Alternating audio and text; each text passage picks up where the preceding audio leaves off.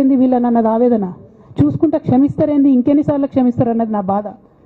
అంతే తప్ప నాకేం కోపం ఉంటుంది? ఎందుకు కోపం ఉంటుంది? నాకు ఎన్ని జన్మల పుణ్యం ఉంటే కేసీఆర్ లాంటి తండ్రి దొరుకుతాడు? కోట్లలో ఒకరికి ఉండేటటువంటి తండ్రి నాకు దొరికిండు. ఆయన లేకపోతే నేనెవరు ప్రపంచానికి తెలుస్తుందా?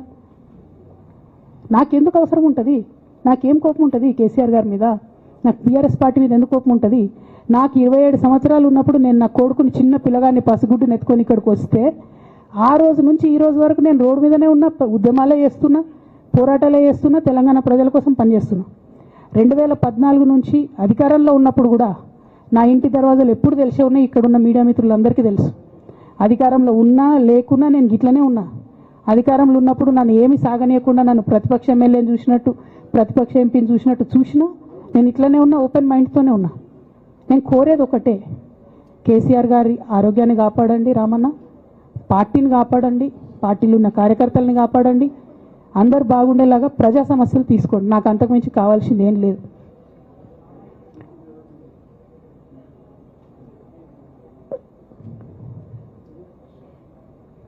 కానీ మొన్న అసెంబ్లీలో అర్ధరాత్రి దాకా పెట్టి రేవంత్ రెడ్డి గారు కేసీఆర్ గారిని తిడుతుంటే దయ్యాలు వేదాలు వాళ్ళు ఇస్తున్నట్టు అనిపించింది నాకైతే.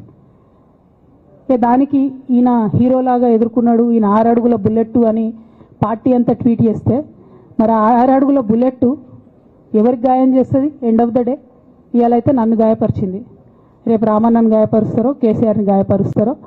జాగ్రత్తగా ఉండండి రామన్న, నేను చెప్పేది ఏం లేదు. జాగ్రత్తగా ఉండండి, కేర్ఫుల్గా ఉండండి. ఎట్ ద సేమ్ టైం ఈ హరీష్ రావు గారి కారణంగా గమ్మత్ ఏముంటుందంటే, ఒకసారి హంపీకి పోతారు వీళ్ళందరూ, మీ అందరికీ తెలుసు ఆ స్టోరీ. హంపీకి పోయి పాటలు పాడుకుంటారు, మొత్తము చాలా మంది కలిసి కేసీఆర్ గారిని చాలా అవమానకరంగా మాట్లాడతారు, ఒక పార్టీని వెన్నుపోటు పడదామని డిజైన్ చేస్తారు. ఇదంతా వీరికి తెలుసు, హరీష్ రావు గారికి తెలుసు.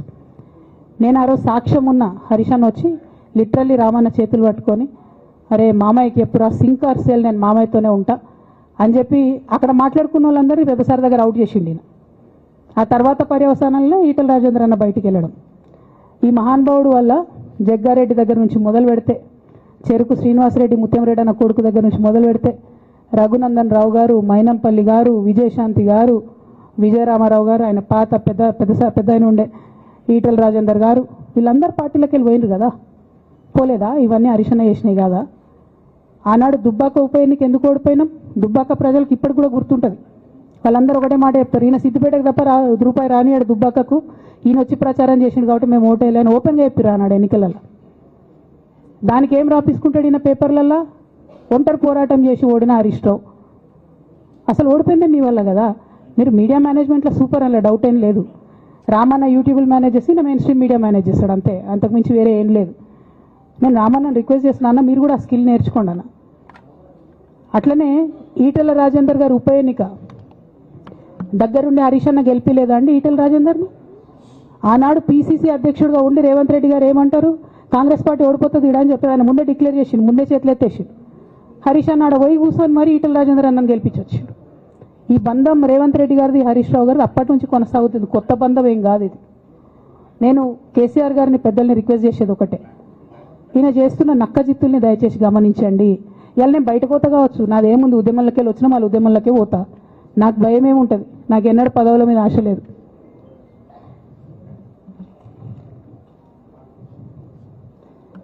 పార్టీ నుంచి వచ్చిన ఎమ్మెల్సీకి స్పీకర్ ఫార్మాట్లో చైర్మన్ గారికి నేను పంపుతా ఉన్నాను రాజీనామా పత్రాన్ని. అట్లానే బీఆర్ఎస్ పార్టీ ప్రాథమిక సభ్యత్వానికి కూడా గౌరవ పెద్దలు కేసీఆర్ గారికి రాజీనామాను పంపుతా ఉన్నాను.